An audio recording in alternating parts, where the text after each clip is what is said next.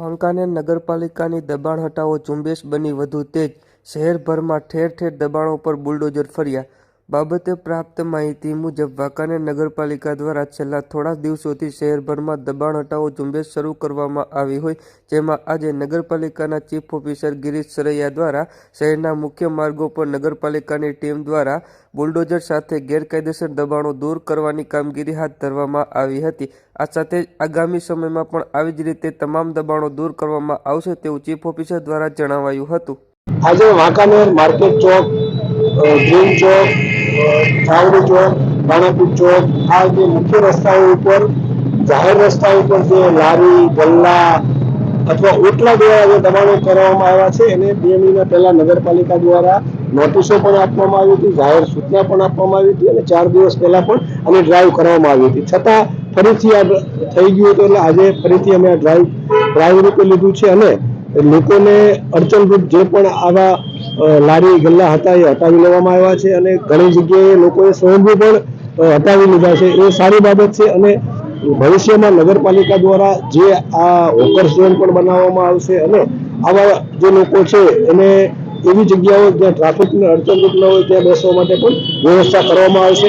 લોકોને અપીલ છે કે જાહેરમાં લોકોને અડચણરૂપ ન થાય એ પ્રકારે પાર્કિંગ સેન્સ ડેવલપ કરવી જોઈએ અને જાહેર રસ્તા ઉપર ગમે ત્યાં આડેધડ પાર્ક પોતાના વાહનો ન કરવાની પણ સલાહ આપું છું.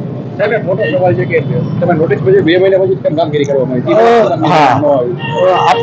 આપ જાણો છો કે તહેવારના દિવસો હતા. તહેવારના દિવસોમાં લોકોને ટ્રાફિક ઘણું બધું હતું અને તહેવારની ધ્યાનમાં રાખી અને આપણા કામગીરી ન કરી હતી, પણ છતાં લોકોએ જે અમે નોટિસ આપી, જાહેર સૂચના આપી એનું પાલન ન કર્યું એટલે અમારે ન છૂટકે આ પગલાં ભરવા પડ્યા છે. તહેવાર નિમિત્તે આડેધડ પાલ રાખવામાં આવશે એ બાબતમાં શું કહેશો?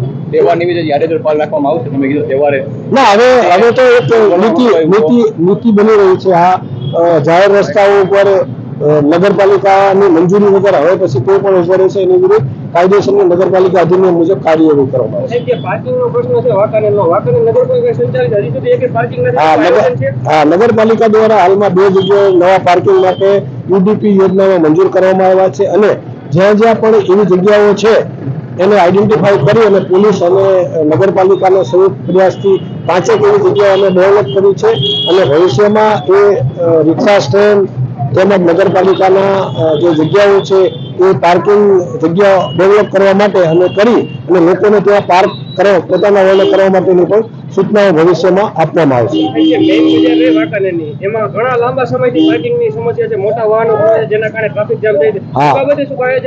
ભારે વાહનો માટે પીઆઈ સાહેબ સાથે સંકલનમાં રહી અને ભારે વાહનો માટે જે શહેરની અંદર પ્રવેશબંધી માટે પછી ઓડ ઇવન પાર્કિંગ માટે આ બધી પોલિસીઓ ટૂંક સમયમાં લાવવામાં આવશે અને નવા જે પાર્કિંગ થઈ જશે એટલે જે શહેરની મધ્યમાં જે જૂનું શહેર છે કે જે ભૂતકાળમાં નાની શેરીઓ હતી એટલે એની અંદર રોડ ઉપર લોકો પાર્ક ન કરે એ માટેની વ્યવસ્થાઓ થઈ ગઈ અને એના માટે અલગથી આખું જ્યારે ડેવલપ થઈ જશે ત્યારે આપણે વિશેષ ચર્ચા કરીશું.